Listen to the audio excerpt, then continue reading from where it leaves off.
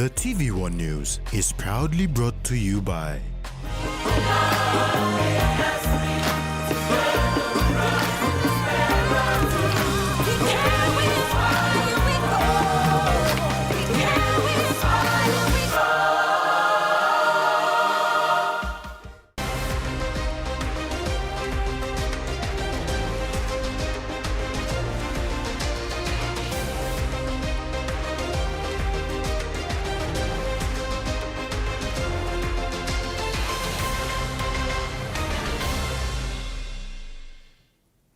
Good evening. This is Saturday's news. Thanks for joining us.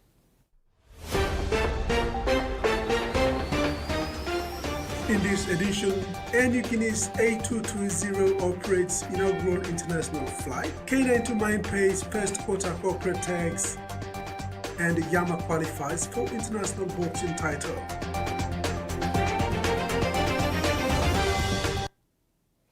Niugini's new Airbus A220-300 aircraft operated its first scheduled international service on Friday, 27th March 2026 from Port Moresby to Cairns, Australia as Flight PX90. The flight also celebrated long-standing aviation relationship between Papua New Guinea and Far North Queensland.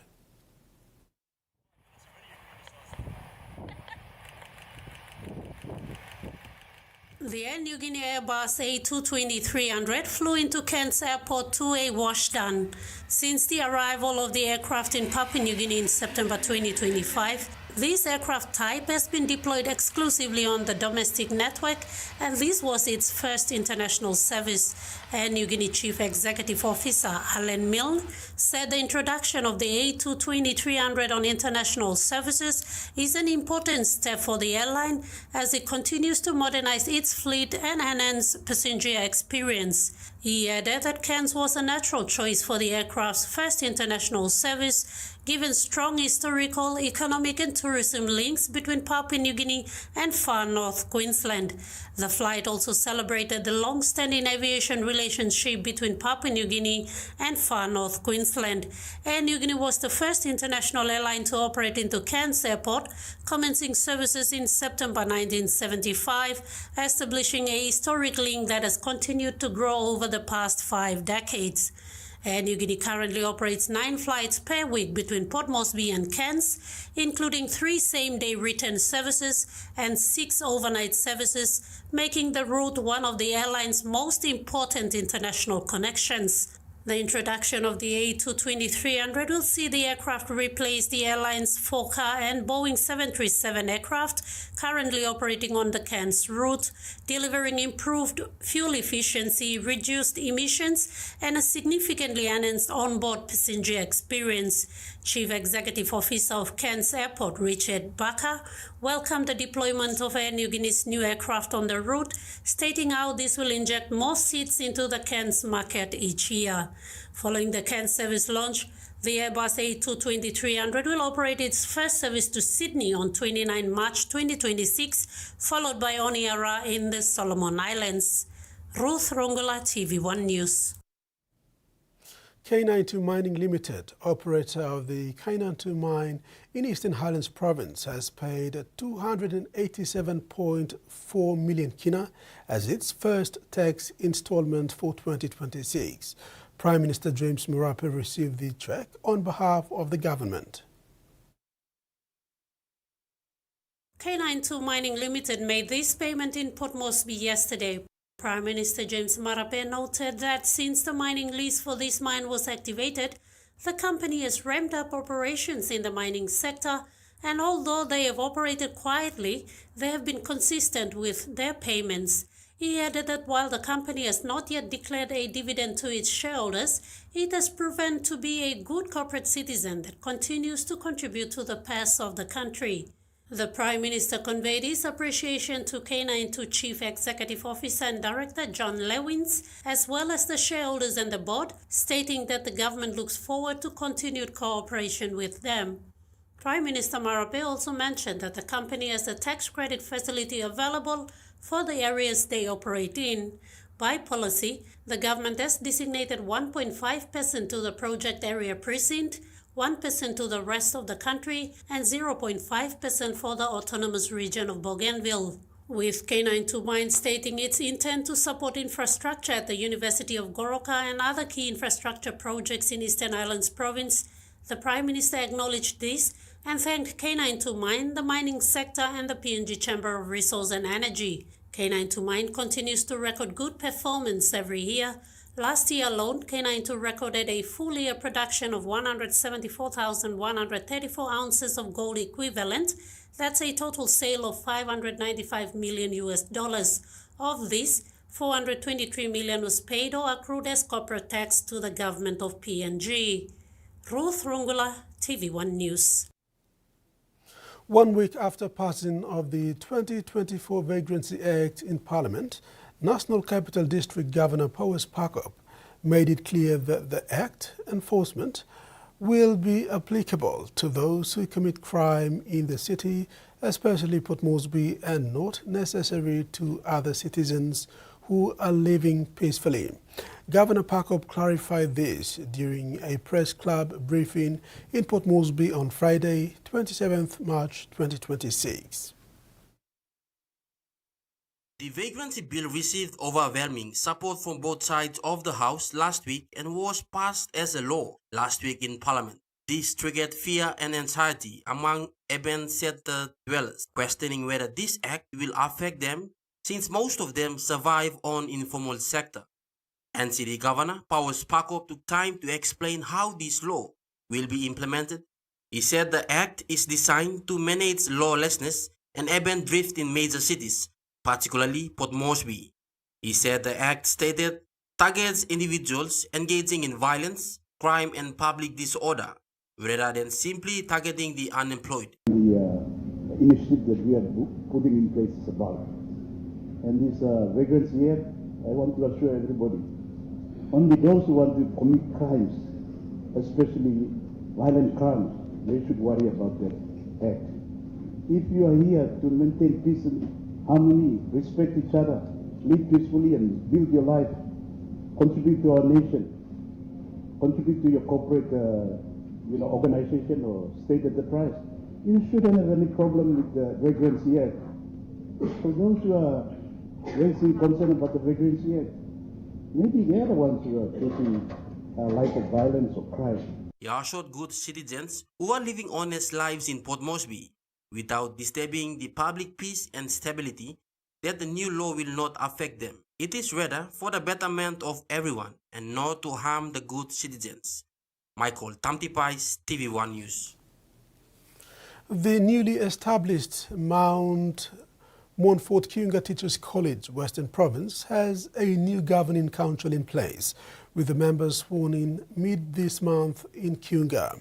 With the council now installed to ensure institutional development, the people of Western Province, particularly Kiunga and nearby settlements, have been urged to take ownership of this new higher learning institution. 44 students in Kiunga are currently undergoing training in primary teacher education at this institution. Residing, they should vacate the place and also respect the place. And message that this college stands for the excellence in all respect, holistic development. It is not merely by thinking, but practical. So I expect from the public stakeholders to, in all respect, adhere to the policies that college is trying to impart.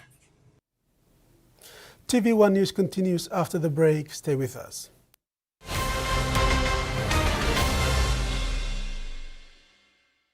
Banking doesn't have to be complicated. With PSB's One Talk Wallet, control your money wherever, whenever. Dial *131#, enter your PIN, select cash in or out, and generate a secure code to withdraw cash. It's the only wallet for cardless ATM withdrawals. Send and receive funds, pay for goods and bills, or withdraw cash with ease. All with PSB's One Talk Wallet. PSB's One Talk Wallet. Money made easy. Dial *131# today.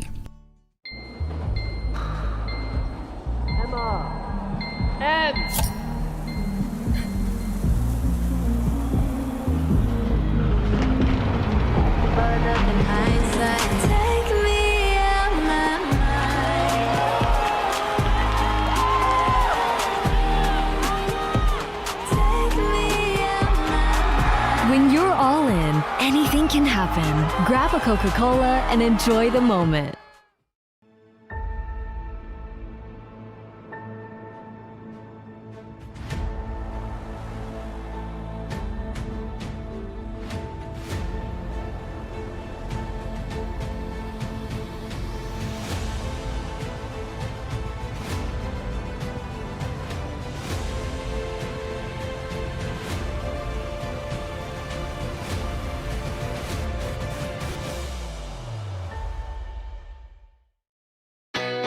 A true champion is measured by their courage, their determination, and their passion to never give up and to always keep trying.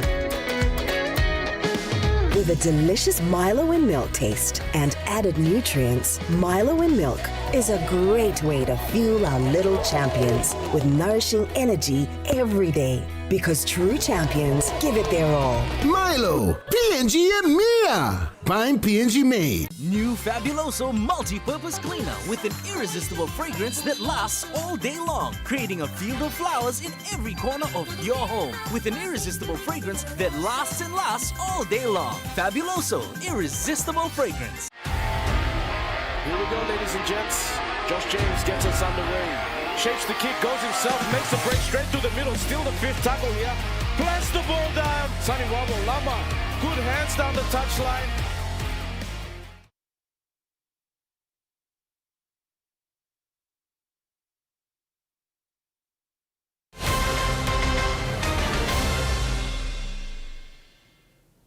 Welcome back. There are plans to transition the Water Sanitation and Hygiene Program Management Unit, or WASH, PMU, under the Department of National Planning and Monitoring to a standalone authority. The transition will see many benefits for WASH in the country, including greater implementation of the WASH policy.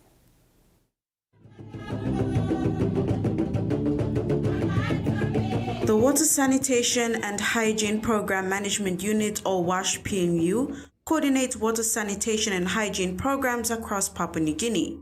WASH Communication and Promotion Officer, WASH PMU DNPM, Edmund Banik, told this news team its intention to transition from WASH Program Management Unit to an authority of its own. Although it has not happened yet, the transition will see many benefits for WASH in the country. To be called the National Water Sanitation and Hygiene Authority, once established, will act as the regulatory body in the country to coordinate, regulate, and improve WASH services, particularly for rural populations. So right now at the Department of National Planning, the WASH PMU is an interim arrangement to transition into NUSHA, National Water Sanitation and Hygiene Authority. Banik stated that this has not been achieved yet, however they are pushing for it. WASH kind of cross-cuts in all sectors. This will have an authority on its own, so it can strengthen the coordination partnership, and in terms of financing, it will increase the budget for WASH in the country, so it can be the reach of the WASH policy can go all over the country. So right now, like I said, 50% of the people that they don't have access to water at all, and in town areas we know that water PNG only operates in the town districts, and that is the population that are living in town is just like around 10 or 15%.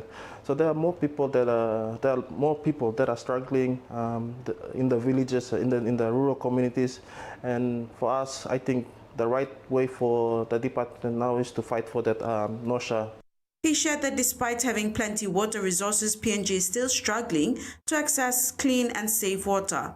Therefore, an authority is needed for more improvement in the WASH space and for the WASH policy to have a greater impact. But we really do need support, political push from our members, our policymakers, just to establish the authority for the WASH policy to have a greater impact. Jasmine Rajak, TVWAN News. A hygiene and water safety awareness program was conducted in Yalibu Station as part of a pilot hygiene promotion and water stewardship campaign under the Water Supply and Sanitation Development Project and the Water PNG Limited. The Hygiene and Water Safety Awareness Program conducted in Yalibu was aimed at increasing public knowledge and encouraging long-term behavior change in hygiene, sanitation, and responsible water use within communities. Key focus area of the campaign included promoting and washing with soap at critical times, encouraging safe sanitation practices, and building awareness around being responsible. Water safety and hand sanitation remain major public health concerns in Papua New Guinea, where limited access to clean water and proper sanitation contributes to high levels of waterborne diseases and poor health outcomes. While many people are aware of the importance of hygiene, there is often a gap between knowledge and everyday practice. This gap continues to expose communities to preventable illnesses, affecting overall well-being. Community members were encouraged to remember the importance of washing hands with soap at the 5 critical times, using and maintaining clean and safe sanitation facilities, handling and storing drinking water hygienically, and conserving water while supporting water services through proper use and maintenance. Michael Tamtipais, TVWAN News.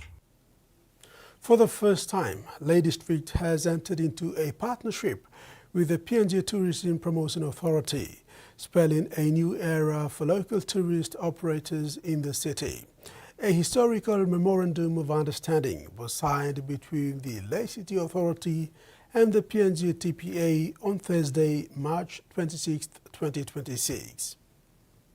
The renewable resource, tourism in Leh City has taken a significant step forward with the signing of a memorandum of understanding with the PNG Tourism Promotion Authority on Thursday, March 26, 2026, at the Forest Research Institute.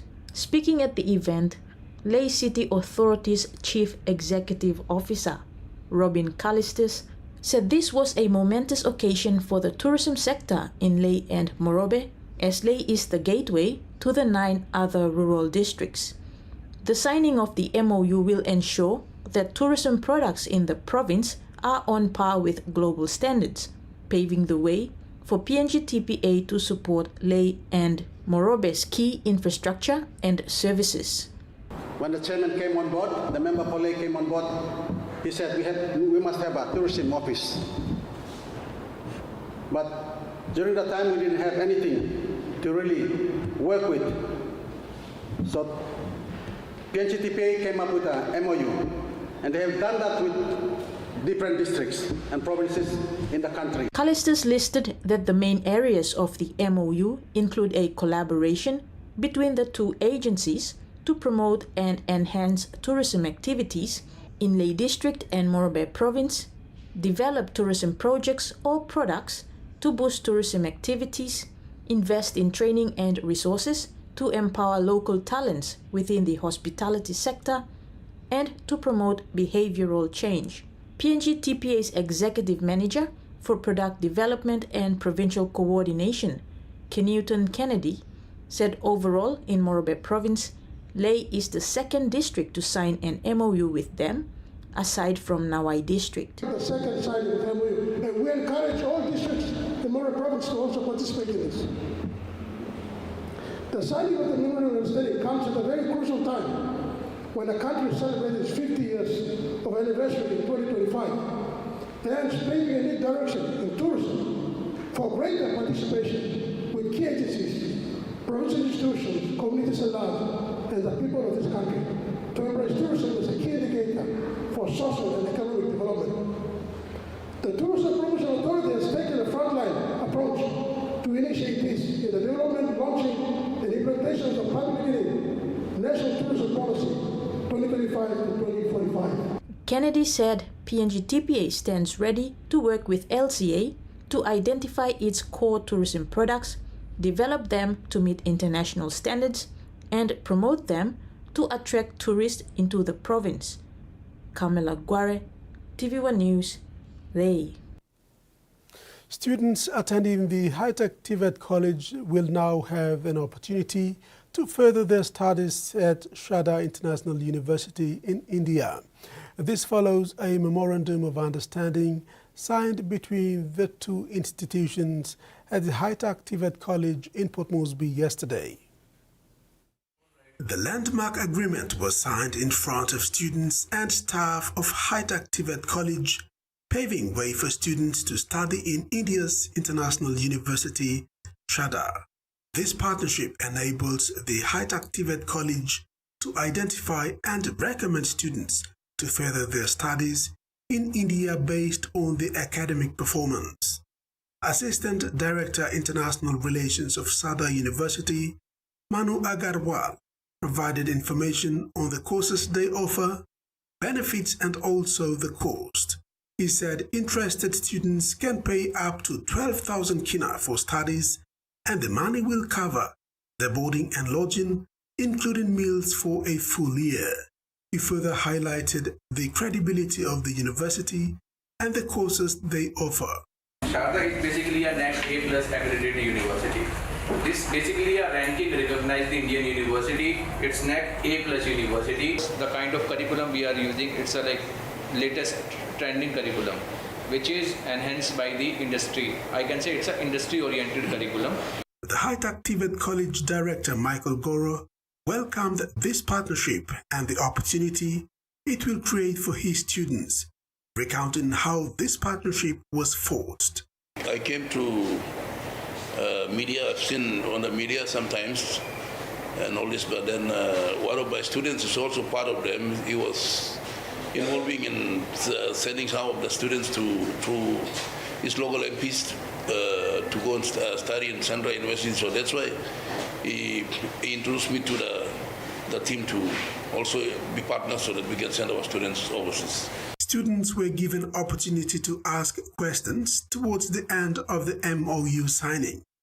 Responding to their questions, Agarwal further explained the job opportunities available in India and other countries after their studies. The second part of the program witnessed students who had already paid 75% of their school fees for this year received a brand new laptop each. The laptop presentation will continue next week as the college move towards digital-based teaching and learning. You are watching TV1 News. Sports is next. Stay with us.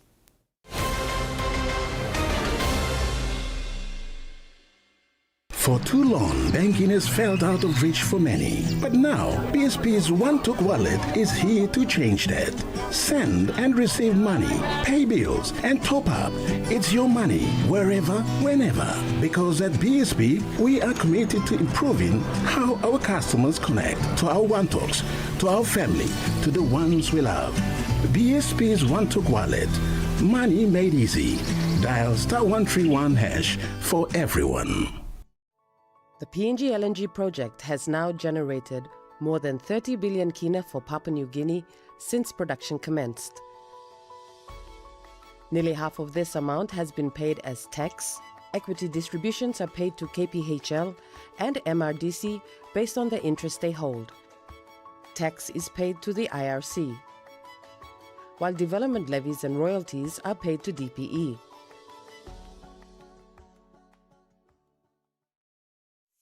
Start your day by doing the 1, 2, 3 with Colgate. Wake up. Brush your teeth.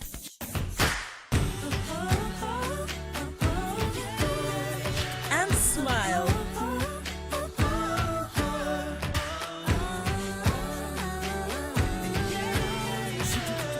Smile throughout your day with Colgate. Great crusade of power and miracles with Bishop Randall, who has traveled to many nations preaching the word of God. Now he is coming to Papua New Guinea straight from Australia to minister on Resurrection Sunday, only one day even at 9 a.m. at Sir John Guy's Outdoor Stadium. Bring your family to be at the foot of the cross, and also you will be receiving a free bottle of the blessed oil. Call us now 7422-9960 or 7899-8678. Sebastian Chris, he keeps it right. Back to Hudson Young. How about that one? Tamale's over for another. Trindle has got him covered. It's on the move and finds his way over. Floods, they'll take the line on and win. Stedman, welcome back to the NRL. Jaden Campson. Oh, beautiful pass again.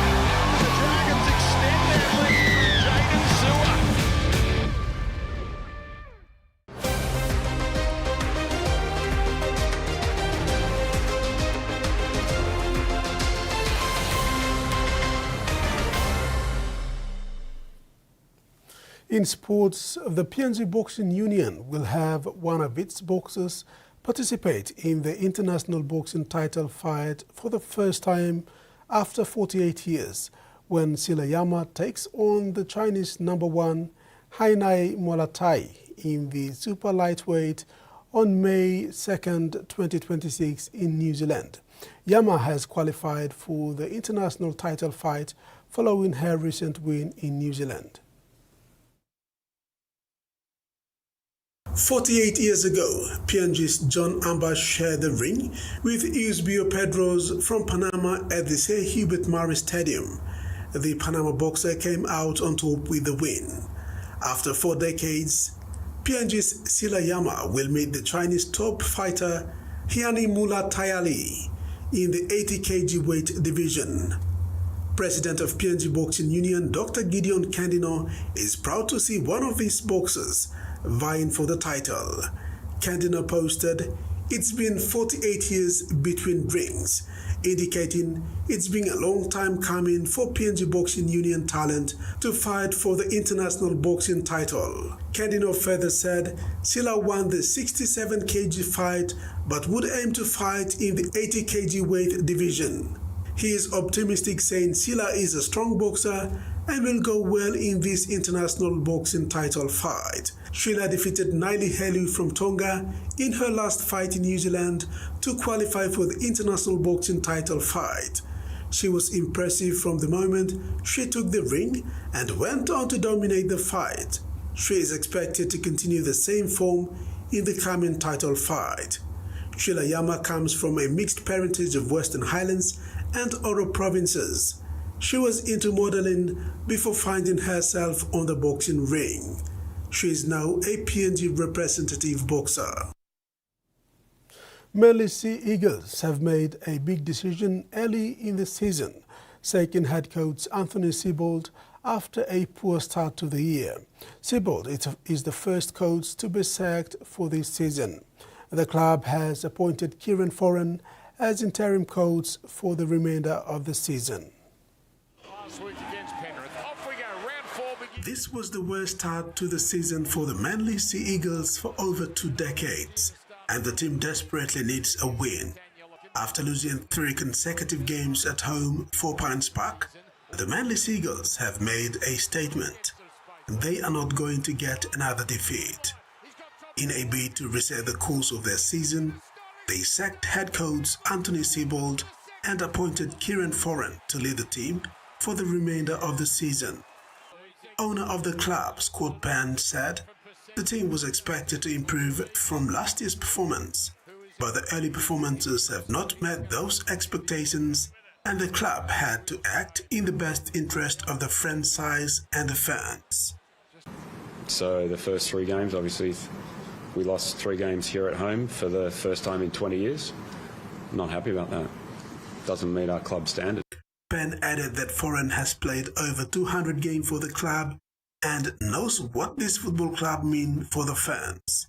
He said the club will back Foran to take charge of the club for the remainder of the year. But I think we have a very proud history. We know what our values are. We know that we expect success. And we haven't delivered that over the last 10 years. So we need to make sure we do that. Kieran's appointment is definitely a path to that. Bringing Kieran back to the club was about, we want his DNA here in the club long term. So regardless of what the future holds. Kieran Foran is a life member of the club. He helped the club to its last premiership glory in 2011. He knows what winning is like and what it means to put on the Eagles jersey. Foran appreciated the opportunity and expressed confidence in his new role while pointing out areas of improvement. At the end of the day, I believe in myself. I know what I stand for as a person, my values, my standards, and if the club's asked me because they believe I'm the best person to step into that role, then I'm gonna take it on. The new interim coach further expressed confidence in the team. He said he has a decent football team and will give his best to ensure the club gets its first win of the season and make a play for finals football. And now the weather forecast.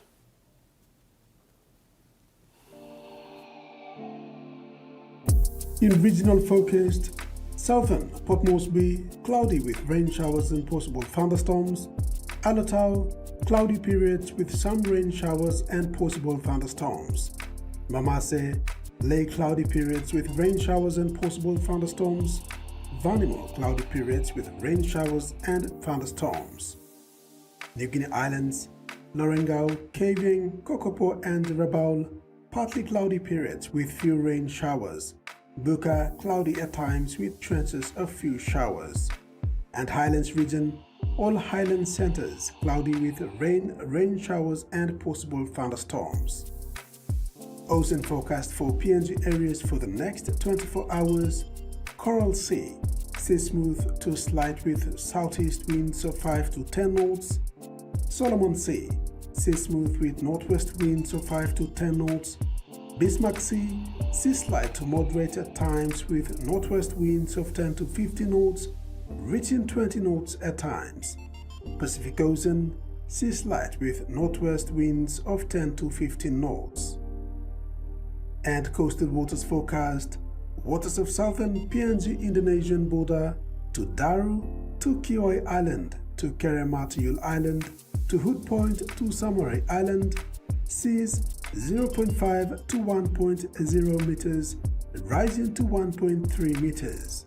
Waters of Samarai Island to Cape Vogel and all Milimbe Islands, seas 0.5 to 1.0 meters.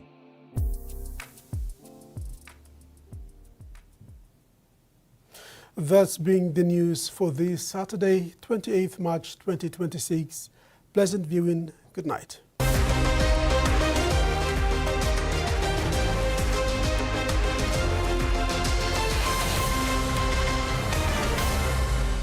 The TVWAN News was proudly brought to you by